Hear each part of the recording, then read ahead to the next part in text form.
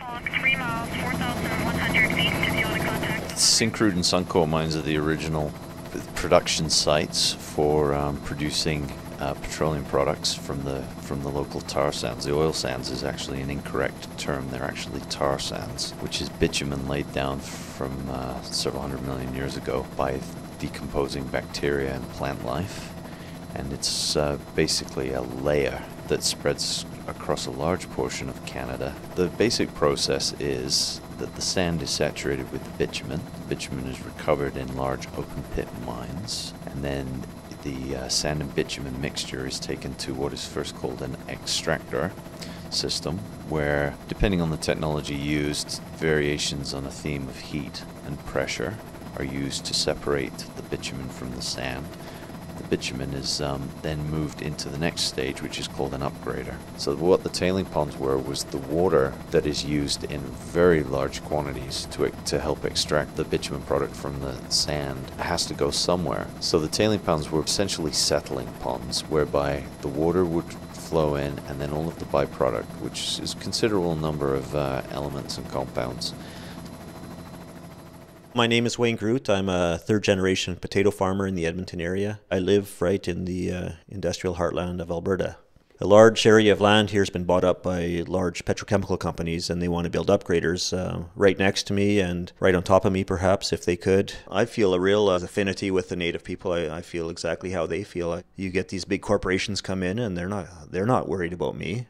There's a bit of a process, a consultation process, and this hearing process, but it's a given that they're going to get what they want.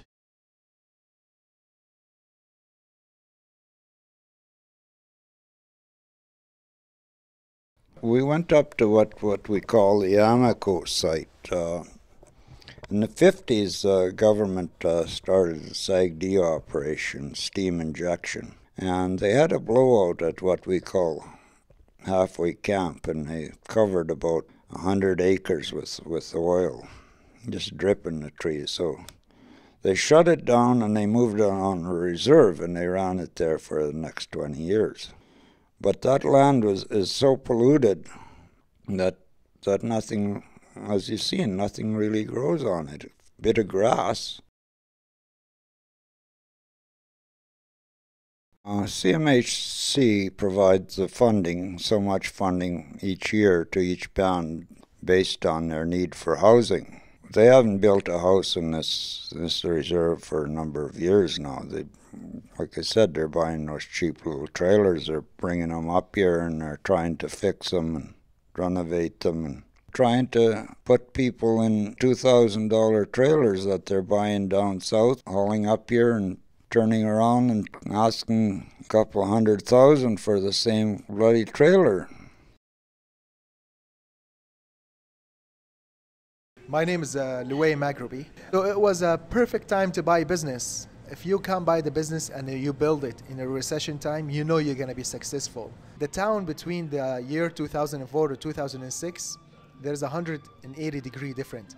This is a time where everything went up in the prices, and at the same time everything got built.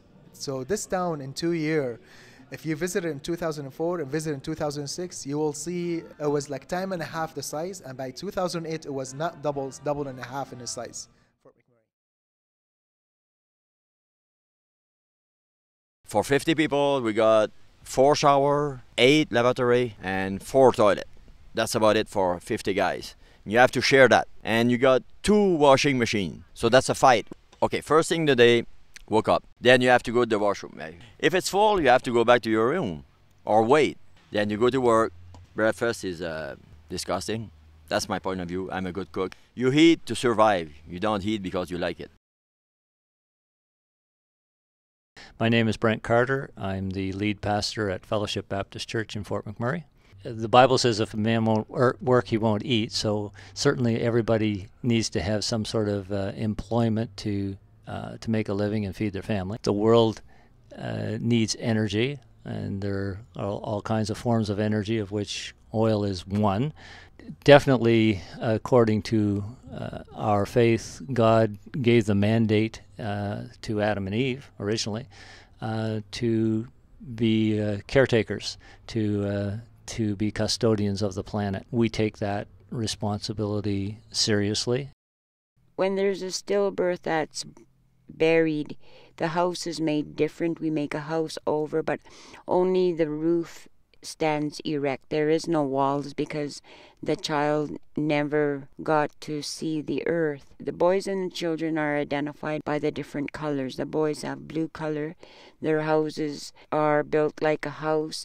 The height of the house is built according to the age of the child. Parents or adults that pass away are built like their regular houses.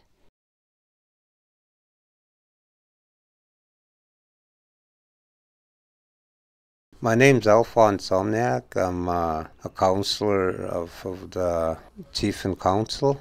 This is Little Buffalo Lake. It actually runs from Lubicon Lake, which is about 7 kilometers east of here, which is our reserve area.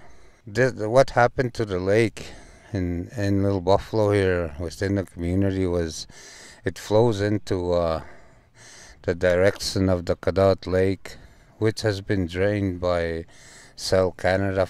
Oh, the quality of water is beyond bad. It's not drinkable. It's not potable water. It's not even really healthy to wash with. The water gets trucked here from Cadott by water trucks. Members of the community each have an individual key. That key provides you an access to the panel, to your number, which calculates the total liters of water you're using, and you get billed every 2 months or you lose your key. The issue of the plants being built was first raised about 4 years ago in Alberta with a company called Energy Alberta. Their first stated intention was to build the plant to supply power and steam to the tar sands in Fort McMurray area. It's not the industries that we're fighting, it's the regulatory bodies in our federal and provincial governments. They've conveniently split jurisdiction for the emissions into 2 government agencies, the first being the ERCB, which regulates odor issues in the province, while Alberta Environment has jurisdiction over all other emissions.